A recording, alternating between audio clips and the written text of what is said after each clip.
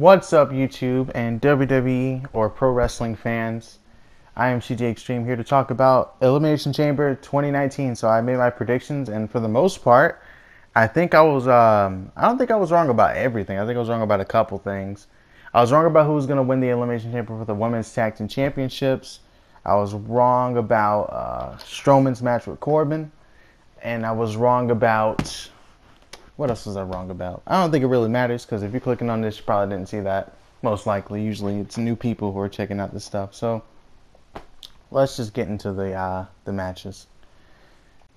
So for our first match on the pre-show, by the way, Akira Tozawa versus Buddy Murphy. And by the way, usually people like to skip the pre-show, from what I've seen at least on YouTube, what people say. They don't watch the pre-show. Some people do, but most people don't, I guess, that watch it live from the WWE Network. Well, I think you should check out this match. It was really good. It's a really good cruiserweight match between Buddy Murphy and Akira Tozawa. There was a spot where Akira Tozawa does like the flying headbutt through the ropes that he does, like torpedo straight through the ropes really quickly. And Buddy Murphy caught him into a suplex, and Tozawa's feet never touched the ground. Like, that was amazing. And a ton of spots. The fans are really into it. So, you know, if you like the emotional investment of the fans as well, that kind of helps you be emotionally invested. I would say this is a good match to check out. Definitely one of the best matches on the card, in my opinion. But in the end, we had Buddy Murphy retaining the championship. But I don't think anyone thought he was going to lose championship just yet. Not to Tozawa. Maybe if it was Leo Rush, maybe. If it was Tony Nese, maybe. If it was... not Cedric Alexander, but just someone fresh, then maybe he'd lose the championship. But otherwise, no. He wasn't going to lose it. First match of the card, or of the main card. Women's Elimination Chamber match for the WWE Women's Tag Team Championships. We had Fire and Desire, Mandy Rose and Sonya Deville starting off against Sasha Banks and Bayley. The Boston Hug Connection, which is, I don't like the name, but whatever. I liked the ending of the match. I feel like they should have just done a tournament. I don't think they had to do an Elimination Chamber match. I get why. It's pay-per-view, and first time the women are doing it. Historical, huge history, whatever. Okay, fine, history. But I think if it was just Sonya and Mandy versus Sasha and Bayley, it would have been better, in my opinion. That's just me. Because the ending of it was great. I mean, there were some cool spots. I'll give it that. There was a cool spot where, like, Nia and Tamina were flinging the Iconics back and forth, slamming them against the chain link over and over. There was a cool spot where the Riot Squad, Sarah Logan and Ruby Riot, no, not Ruby, Liv Morgan, both jumped from the top of the pod onto their opponents. That was cool. Tamina did the splash, double Samoan drop. They were killing it out there. They were doing the thing. Okay, whatever. They had fun. It still was pretty sloppy. I'm not going to name every spot that was sloppy. I'm not going to hold that against them, because it was a lot of people, so it's hard to work with in such a confined space. But I think they should have just done a tournament. I think what they should have done, since it's 6 teams, do 2 triple threat tag matches, one on Raw, one on SmackDown, and the winners of those triple threat tag matches get a bye. Then the other 2 teams that did not win that triple threat tag match will face each other. And the winner of that will face the winner of the triple threat tag match on their brand. And then the winner of that match will go on to the Elimination Chamber, and then we'll have the Tag Team Championship matchup. I know it sounds kind of convoluted, but whatever. I mean, you know, it's a better way to do it. There might be. But that's what I think they should have done if they wanted to build to it within the time frame that they had. Regardless of what I think, Sasha Banks and Bayley are the first ever women's WWE tag team champions. Okay, pretty cool. Pretty cool. I didn't think they were going to win it yet. I thought it was more of a WrestleMania moment. Maybe they'll lose the championships at WrestleMania. Ooh, maybe. I feel like Sasha's going to turn on Bayley. And I know it'd be more interesting for Bayley to turn on Sasha, but I feel like since we know it works with Sasha and Bayley, it's a better dynamic. It's easier to do. And I feel like if they were to give it to Bayley, they would take the steam off of Becky Lynch. And I don't know if they want to do that just yet, if they were to turn Bayley heel. I don't know if they want to do that yet. Unless they make her like a infamous heel. Like everyone hates Bayley. Then I guess that could work. Anyways, enough about that. I think we go to the men's tag team championships on SmackDown. I might be wrong. Right? Yeah, it is. Because there was 3 new champions. All right, so I just spoiled it. Whatever. Miz and Shane McMahon versus the Usos was actually a better match than I thought it was going to be. I didn't think it was going to be amazing. I thought it was going to be all right. It was pretty good. I liked it. Went for the coast to coast, nails one of the Usos, I don't remember who, and then went for the other one and got caught with the super kick. And everyone was thinking that the Usos weren't going to retain or weren't going to win the championships because of the event with Jimmy Uso and Naomi, where they both got into an altercation with an officer, driving on the wrong side of the road. I don't want to get into it. Whatever, dude. Anyways, no one thought they were going to win, okay? And they did. And I'm fine with them winning. I mean, now I guess they're going to build to a falling out between Shane McMahon and The Miz. Perfectly fine by me. And I guess it kind of sucks because they're probably going to be on the main card, and then the WWE Tag Team or SmackDown Tag Team Championships won't be. Because the Women's Tag Team Championships definitely will be. The Raw Tag Team Championships definitely will be. Because I'm pretty sure they're going to drive the Revival all the way home. They're going to take them to the big leagues. They're going to treat them like they're like the best now because, you know, they were going to leave or whatever. I don't know. I don't know if that's what's going on here, but that's what it seems like. Anyways, move on to a handicap match with Finn Balor. And he takes on Bobby Lashley and Lio Rush for the Intercontinental Championship. I kind of figured Finn was going to win if it was going to be a handicap match. I mean, why else? So Lio Rush could take the pin. By the way, I didn't really describe the finish of Shane McMahon's match, but basically it was like a Skull Crusher finale, then a roll-up. Like, he hit the Skull Crusher finale, goes for the pin, and it's happened so many times. We've seen it before with MVP and a few other people. And he did it again here. But I like that the space in between them, so it wasn't like they were just rehashing a finish. It was like something we haven't seen in a minute, so when it happened, it was kind of a surprise. I like it. Anyways. Finn Balor and Bobby Lashley, Lio Rush. It wasn't that good. Wasn't nothing to write home about. It wasn't terrible, but I feel like they're acting like Lio Rush is just like a pipsqueak. Easy to be. He's pathetic. He's not. We've seen his matches on 205 Live. Man was a beast in the Fatal 4-Way match for the number 1 contender spot. Yes, granted, they are cruiserweights, and yes, granted, he was eliminated first, fair enough. But at the same time, he put on a hell of a performance, and everyone knows that he's good. Like, you can't... Why are they trying to, like, make him out to be, like, a little bitch? Like, he's not. I feel like, if anything, I guess it's just because he pinned... Balor pinned Lio Rush before. I guess that's what they were getting at. Fair enough, but he shouldn't be scared of Finn. They're, like, almost the same size. Why was he running away? I guess he just didn't want to get pinned. I guess that's what he was afraid of because he's seen Finn beat him before. He had doubt, I guess. I don't know, dude. I don't know.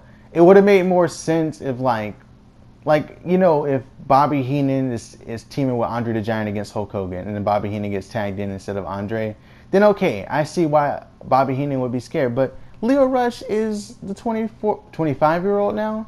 25-year-old piece of gold? Like, this guy is fine. Man of the hour. He's fine. He's got it. But okay.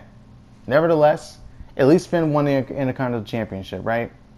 There's something to not complain about. I know I sound pessimistic. Don't worry. I'm not upset about it. I just thought it was weird. Anyways. I think now we get into Braun Strowman and Baron Corbin, right? No, Ronda Rousey and Ruby Riott. There you go. These two go at it, and I knew Ronda was going to win, or I really believed that Ronda was going to win, especially after the Riott Squad didn't win a tag team championship, so it was just like kind of set in stone. Like, she's not going to win. But the way she lost, though, like, come on, it's Ruby Riott. Why she got a job like that? Like, I know I get, oh, well, everyone pretty much believes that Ronda's going to retain. I guess, why not just have her steamroll through Ruby? No. What I think they should have done is they should have played to the narrative that they were driving forward. Charlotte Flair's ringside. Maybe she'll try to interfere and try to get Ronda Rousey to lose. Maybe they were trying to buy time for the Elimination Chamber match. But I feel like they had time. They could have gave it 10 minutes now. Braun versus Baron was too long. They could have gave it 10 minutes. I don't know, dude. I don't know. Whatever. Could have had some nice near falls for Ruby to make it seem like she could have won at least. But the fans wouldn't have really believed it because no one really thought she was going to win anyway, I guess. The majority, at least. That's fine. Becky Lynch comes out, though, and she just wails on Charlotte with not a kendo stick, her crutch. She had 2 crutches, by the way. Then she gives one to Ronda. Ronda's about to go after Charlotte. Boom! Gets hit again in the back. She's beating down Ronda now. Both of them getting the work. So I think at Fastlane, it should be Becky Lynch versus Charlotte Flair, and the winner will go face Ronda Rousey. Don't do a triple threat. They're probably going to do a triple threat. Don't do a triple threat. Don't do it. Don't you do it. Come on, WWE. Don't do it. They're going to do it, but don't do it, please. I would rather have Charlotte versus Asuka, the rematch at WrestleMania. I would rather have that. There's still a story to it. She could just be like, oh, well, I guess I could just face Asuka. I mean, I beat her before, and then just kind of downplay Asuka as if she's just going to beat her again and then lose. That would be great. I would like that. And then you could have like Bayley and Sasha lose, Charlotte lose. That way creating more doubt, more pressure on Becky Lynch to win the championship, and then Becky actually wins anyway. Like, there you go. It just writes itself. Not really. I think I just kind of made that one up myself. I don't know. Anyways, then we have Baron Corbin versus Braun Strowman. I didn't want to see this match, but we saw it. So, no disqualification. At least it had a stipulation, right? But it just felt like a Raw match. It didn't feel like, even though they did a cool finish, I guess, it didn't feel like important. By no means whatsoever was I invested in this matchup. I wasn't like, oh, they're going to do a no disqualification match. Wow, I can't wait to watch. No. I didn't care. I just didn't care about this match. And it sucks because it's Braun Strowman. You know, remember when everyone wanted him to win the wanted him to win the what is it called? Universal Championship? Now no one really cares. He's just the big guy who shows up and beats up people now. That's what he does. Honestly, wouldn't be surprised if he turned heel and just stayed a heel. I think he should turn heel and just bully people, and there's nothing anyone can do about it. And actually, just a big bully. Okay, do that. That'll be a good story. And then someone comes in to stand up to the bully. It doesn't have to be David versus Goliath. It could just be somebody. It could be Roman Reigns when he comes back. Something. Something new, all right? This is getting to the point where all he does is say, get these hands, and attacks Baron Corbin or Bobby Lashley or Drew McIntyre. Like, he's losing credibility very slowly. He's losing... Like, there's no real belief now that he's going to be the champion at this point. Like, maybe one day he should be. He had the potential last year. Now it's just fading. This is all my opinion, by the way. It's my opinion, okay? You can think differently. It's okay for me to be wrong or whatever. It's okay. So finally, we move on to the WWE Championship Chamber, and it was good. I loved it. All right. I didn't like everything, but I liked it. I liked it. I'm gonna watch it again. All right. Here's what happened. We start off. Daniel Bryan's the first one. Becco. He wants to be the freaking. He doesn't want to be the first guy in. I just heard myself through my own mic for some reason, but it sound crazy. Anyway, he starts off against Samoa Joe, and he's trying to be sneaky. Oh, I'm not fighting Joe. Fuck that. I ain't fighting him. He tries to get away or whatever. And then Joe eventually gets him in the ring. They exchange moves back and forth. It was pretty entertaining to watch him and Joe go at it. Joe didn't get eliminated quickly, but he got eliminated too early. They're joined by Kofi Kingston, goes right after Daniel Bryan, hopping up onto the pod. That was pretty cool. And then I think... Who comes in? I think AJ Styles comes in next, and then Jeff Hardy. So AJ Styles comes in, eliminates Samoa Joe with a phenomenal forearm. And I get why they did. I'll explain why, in my opinion, why they did one finisher and then you're gone. But regardless, it was pretty cool to have Samoa Joe in there going against Daniel Bryan. But I just didn't like how he got eliminated first. I feel like Joe should have been in the final 3. If anybody in that match should have been in the final 3, it should have been Joe. Then I'm perfectly fine with Kofi Kingston and Daniel Bryan being the final 2. That's exactly what I wanted. Regardless, Joe deserves better, dude. I mean, he's just becoming this guy at this point who talks and is really good at convincing you that he's gonna win, but in the end, He's not going to win. Maybe one day, all right? But right now, it's not happening. Maybe he'll win the title from R-Truth. Maybe he'll face Andrade at WrestleMania. That's not going to happen. I wish. It's not going to happen. Regardless, Jeff Hardy comes in, does a swanton from the top of the pod onto AJ Styles' back on the top turnbuckle, and then gets eliminated by the Bukkake knee from Daniel Bryan. Gets completely obliterated by that knee. And he got eliminated pretty early too. And I don't think he should have been eliminated that quick. I would have preferred to see him jump from the top of the pod and get killed by an RKO. Not a legit killed, okay? Relax. But just destroyed with an RKO. That would have been beautiful, honestly.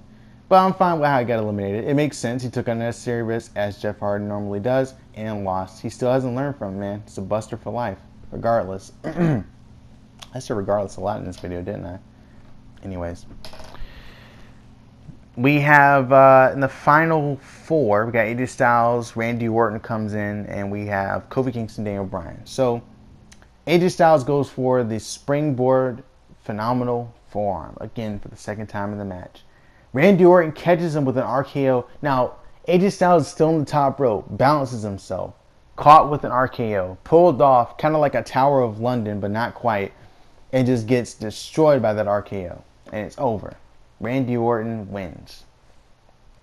No, he doesn't. He eliminates AJ Styles. So then he goes at it with Kofi Kingston, and Kofi Kingston gets his revenge on Randy Orton. I don't know if you guys remember, but I remember this shit, okay? I remember when Kofi Kingston didn't sell the RKO properly, didn't let him deliver it properly, so Randy Orton was just like, stupid, man, suck. Like, he's just kind of buried him, and then ever since then, Kofi Kingston hasn't had a push. So he got a little revenge on him, countering the RKO into a Trouble in Paradise. Pretty cool. He had a really cool near fall against Daniel Bryan. They started off, by the way, with this little face down, little stare down. Oh, shit. Here we go. They got plenty of time to go at it. Hits him with the SOS. Everyone thought for 3 seconds, everyone thought he was going to win right there. And he could have. And he didn't. Because everyone else got eliminated by one finisher. Who's to say that Daniel Bryan can't get eliminated by a finisher? And he didn't, luckily. Then Daniel Bryan hits the Bukkake knee at one point. And Kofi Kingston kicks out. There's a double roll-up spot. And they both kick out. And the cameraman turned away. He almost missed it. If it would have ended like that, this video would just be me pissed off the whole time. But it didn't end like that, okay? Didn't. They get to the top of the pod. They're fighting back and forth. I think Kofi Kingston's going for like a superplex from the top of the pod. Glad they didn't do that because it looked like it was going to end horribly. But anyways. Slammed against the pod by Daniel Bryan. Then Daniel Bryan gets knocked off the top rope to the floor. Yes, the top rope, not the pod. And then Kofi Kingston jumps from the top. Looks like he's going for some sort of superfly splash. Instead, Daniel Bryan rolls out of the way, hits the Bukkake knee again, and eliminates Kofi Kingston. And that was it. Daniel Bryan retains. And you could just hear nothing. Absolute silence from the crowd. They were stunned. They really wanted to see Kofi win. I wanted to see Kofi win. I don't know who did. Well, there were some people who didn't want to see him win. People were saying, like, I saw someone on Instagram say that Kofi Kingston didn't deserve to win, but there are 25 other people who deserve to win more than him. I say he had the opportunity in that moment, and in that moment, he deserved it. He had the opportunity to perform in the gauntlet, and he gave a stellar performance. Sure, someone else could have done it, but they didn't do it. It was Kofi who did it, so he deserved to win the championship. I get the argument, though. I understand. I would rather see him in the WrestleMania match against Daniel Bryan. I'd rather see that. Because Kofi's been there for 11 years. I really don't understand how someone else could deserve it more, but I guess.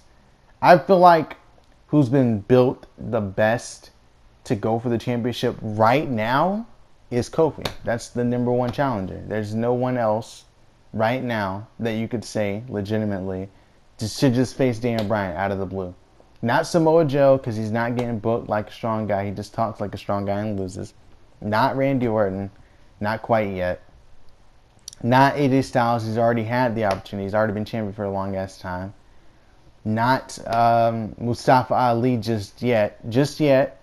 Because he lost some steam. Because he's gone right now. He'll be back. So it's Kofi. It's Kofi, not Jeff Hardy. Don't even no stop. Anyways, that's it. That's my opinion, and I enjoyed it. If you enjoyed it, let me know in the comments below, or don't, because maybe you didn't finish this video. I know it was long. I know, but regardless, see y'all later.